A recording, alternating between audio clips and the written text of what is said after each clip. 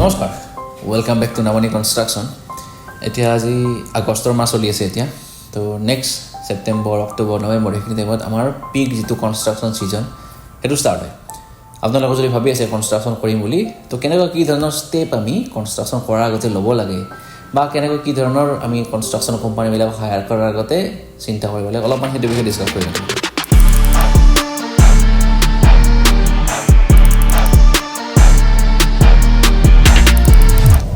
আপুনি যিমান ডাঙৰে বিল্ডিং বনাওক বা সৰুৱে বিল্ডিং বনাওক, সেইটোৰ লগত কোনো কথা নাই। বাট তাৰে আগতে আমি এখন আৰ্কিটেকচাৰেল ড্ৰয়িং আৰু এখন ষ্ট্ৰাকচাৰেল ড্ৰয়িং আৰু কিছুমানক যিবিলাকে ঘৰটো একেলগে ফিনিচিং কৰে তেওঁলোকক এখন এলিভেশ্যন ড্ৰয়িঙৰ দৰকাৰ। মই আগতেও ভিডিঅ'বিলাকত আপোনালোকক কৈছোঁ যে এই তিনিটা বস্তুৰ ইম্পৰ্টেঞ্চটো কি। তো আজিও ক'ম, ঘৰ এটা ষ্টাৰ্ট কৰাৰ আগতে, এক্সিকিউশ্যনটো ষ্টাৰ্ট কৰাৰ আগতে মেইনলি আপোনালোকে এই তিনিখন ড্ৰয়িং যাতে কোনোবা এজন ইঞ্জিনিয়াৰ টিমৰ পৰা বা কনচালটেঞ্চি আছে বহুত কনষ্ট্ৰাকশ্যন কনচালটেঞ্চি যিবিলাকে ড্ৰয়িং প্ৰভাইড কৰে, ডিজাইন প্ৰভাইড কৰে, আৰু যিবিলাকে ফুল ফিনিচিং বিল্ডিং কনষ্ট্ৰাকশ্যনো কৰে, তো তেওঁলোকেও এইবিলাক ডিজাইন কৰে। তো আপোনালোকে তেওঁলোকৰ পৰাও বা আপোনালোকে এই কামটো আমাৰ পৰাও কৰিব পাৰে। কনষ্ট্ৰাকশ্যন যদি আমাৰ পৰা কৰে, ফ্ৰী অফ কষ্ট আমি ডিজাইনৰ ছাৰ্ভিচটো প্ৰভাইড কৰোঁ। তো আপোনালোকে আমাৰ পৰাও ডিজাইনখিনিও কনচালটেঞ্চি হিচাপে ল'ব পাৰে।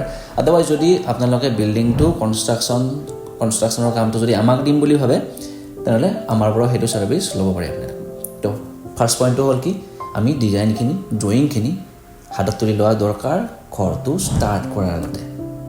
তো আপোনালোকৰ হাতত যেতিয়া ড্ৰয়িংখিনি বিল্ডিঙৰ ডিজাইনখিনি আহি পৰে, তেতিয়া ফাৰ্ষ্ট কামটো হ'ল, যদি আপোনালোকে নিজৰ ফালৰ পৰা নিজে কনষ্ট্ৰাকশ্যন কৰিম বুলি ভাবে, তেতিয়া ভাল মিস্ত্ৰী পাৰ্টি এটা মেইন হেড থাকে, তেওঁলোকৰ লগত আপোনালোকে যোগাযোগ কৰক, যাৰ টেকনিকেল নলেজ এইখিনি আছে যে ড্ৰয়িঙত যিখিনি ডাটা ইঞ্জিনিয়াৰ এজনে মেনশ্যন কৰে সেইখিনি যাতে পঢ়ি, খুঁটা এটাত কিমান ৰড আছে, খুঁটাটো কিমান চাইজৰ আছে, বিম কিমান চাইজ, ক'ত লেপিং দিছে, সেইবিলাক যিবিলাক ডাটা থাকে সেই চবখিনি যাতে পঢ়ি বিল্ডিংটো আপোনালোকক সহজভাৱে বনাই দিব পাৰে। তো ছেকেণ্ড মষ্ট ইম্পৰ্টেণ্ট বস্তু হ'ল, যদি আপোনালোকে ঘৰটো এটা ইঞ্জিনিয়াৰ টিম বা এটা কনচালটেঞ্চি বা কনষ্ট্ৰাকশ্যন কোম্পানী এটা হাতত দিব পাৰে। যেনেকুৱা ধৰণৰ আমি কনষ্ট্ৰাকশ্যন কৰোঁ, আমি ফুল ফিনিচিং কৰি দিওঁ বিল্ডিংবিলাক, ইণ্টেৰিয়ৰ ডিজাইন যেতিয়া ডিজাইন কৰোঁ, ডিজাইন কৰি ফুল ফিনিচিং কৰি দিওঁ, সেনেকুৱা ধৰণৰ কাম কৰোঁ। সেনেকুৱা পাৰ্টি এটাক যদি আপোনালোকে এই ঘৰটো দিব বিচাৰে কনষ্ট্ৰাকশ্যন কৰাৰ কাৰণে, তেতিয়া ফাৰ্ষ্ট চাব লগা বস্তুটো হ'ল কি, সেই কনষ্ট্ৰাকশ্যন কোম্পানীটোৰ কিমান বছৰৰ এক্সপিৰিয়েঞ্চ আছে, তাত কিমান ইঞ্জিনিয়াৰ আছে, তাত কিমান আৰ্কিটেকচাৰেল বা ষ্ট্ৰাকচাৰেল পাৰ্টত যিমানখিনি ইঞ্জিনিয়াৰ আছে সিহঁতৰ কিমান এক্সপিৰিয়েঞ্চ আছে, সেইটো আপোনালোকৰ কাৰণে মষ্ট ইম্পৰ্টেণ্ট কথা। কাৰণ সেইবিলাক ইঞ্জিনিয়াৰৰ হাতত আপোনালোকৰ বিল্ডিংটো কিমান বছৰ লাষ্টিং কৰিব সেইটো বস্তু আছে। চ' সেইবিলাক ইঞ্জিনিয়াৰে টেকনিকেলি যিমানখিনি বস্তু জানিব লাগে এটা বিল্ডিং কনষ্ট্ৰাকশ্যন কৰাৰ কাৰণে, চবখিনি বস্তু জনাটো দৰকাৰ। আপোনালোকে সেইটো বস্তু বেকগ্ৰাউণ্ডটো একচুৱেলি ইঞ্জিনিয়াৰ, যিজন ইঞ্জিনিয়াৰ ছাইট ইঞ্জিনিয়াৰ হিচাপে আপোনালোকৰ ছাইটত সেই কোম্পানীটোৱে এলট কৰিব, সেই ইঞ্জিনিয়াৰজনৰ এক্সপিৰিয়েঞ্চ বা কাক এলট কৰিব, সেইবিলাক বস্তু আপোনালোকে কোম্পানীটোক সুধি লওক। তাৰপিছত আপোনালোকে সেই কোম্পানীটোক কামটো দিয়ক, বা যদি আপোনালোকে বিচাৰে আমিও টেকনিকেলি সেইটো ছিষ্টেমত কামখিনি কৰোঁ যে যিজন ইঞ্জিনিয়াৰ এলট কৰিব ক্লায়েণ্টৰ লগত লগাই দিওঁ আমি, যে তাৰ এক্সপিৰিয়েঞ্চ কেনেকুৱা, কিমান বিল্ডিং বনাইছে, কিমান ড্ৰয়িং বনাইছে, টেকনিকেলি কিমানখিনি সেই কামবিলাক জানে, চবখিনি বস্তু কামটো লোৱাৰ আগতে আমি ক্লায়েণ্টক মেনশ্যন কৰোঁ। তো এতিয়া লাষ্ট মষ্ট ইম্পৰ্টেণ্ট বস্তু, কনষ্ট্ৰাকশ্যনটো ষ্টাৰ্ট কৰাৰ আগতে আপোনালোকে যদি এজ এ কনচালটেঞ্চিয়ে হওক বা এজ এ কনষ্ট্ৰাকশ্যন কোম্পানীয়ে হওক আপোনালোকে যদি কামটো দিব বিচাৰে, তেনেহ'লে ফাৰ্ষ্ট মাইণ্ডত আহে যে সেই বিল্ডিংটো বা সেই যিটো আছাম টাইপৰে হওক বা যিমান ডাঙৰ বিল্ডিঙে হওক, বাজেট কিমান আহিব, কিমান পইচা খৰচ হ'ব সেই বিল্ডিংটো, সেইটো কুৱেশ্যন বহুত আমাকো বৰ্ডাৰ কৰে। আপোনালোকৰো মাথাত টেনশ্যন দিয়ে যে বা এইটো বিল্ডিং কনষ্ট্ৰাকশ্যন কোম্পানী ইমান লৈ আছে, সেইটো ইমান লৈ আছে। তো নামনি কনষ্ট্ৰাকশ্যনে কোনোদিন ফাৰ্ষ্ট প্ৰায়ৰিটি হিচাপে পইচাক ৰখা নাই।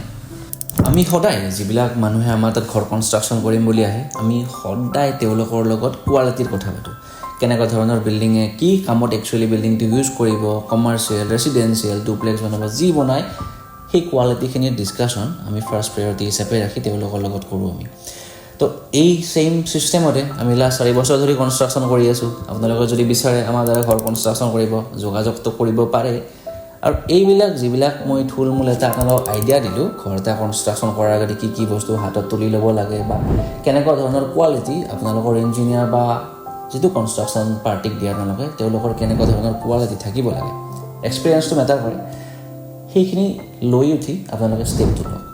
যাকে তাকে নন টেকনিকেল পাৰ্চনেও বহুত কনষ্ট্ৰাকশ্যন কোম্পানী খুলি ইয়াতে আজিকালি কনষ্ট্ৰাকশ্যন কৰি আছে, চাই লওক বেকগ্ৰাউণ্ডটো কেনেকুৱা, কিমান এক্সপিৰিয়েঞ্চ আছে, তাৰপিছত আগবাঢ়ক ঘৰ এটা ষ্ট্ৰাকচাৰেল পাৰ্টটো 80 বছৰ 100 বছৰ যাব লাগে গুগলত চাৰ্চ কৰি চালে আপোনালোকে গম পাব যদিহে সেইটো টেকনিক্যালি চবখিনি বস্তু য'ত যিমান গ্ৰেডৰ মছলা দিব লাগে লেপিং য'ত দিব লাগে যেনেকৈ ৰড বান্ধিব লাগে চবখিনি যদি টেকনিক্যালি শুদ্ধ হয় সিমান বছৰ একচুৱেলি যায় আপোনালোকৰ বিল্ডিংটো যোৱাটো মই আশা কৰোঁ আমাৰ দ্বাৰা ঘৰ কনষ্ট্ৰাকশ্যন কৰিবলৈ যোৱা তলত দিয়া নম্বৰত যোগাযোগ কৰক আদাৰৱাইজ কনচালটেঞ্চি হিচাপে আপোনালোক কিবা হেল্প লাগে তথাপি আমাক যোগাযোগ কৰিব পাৰে ধন্যবাদ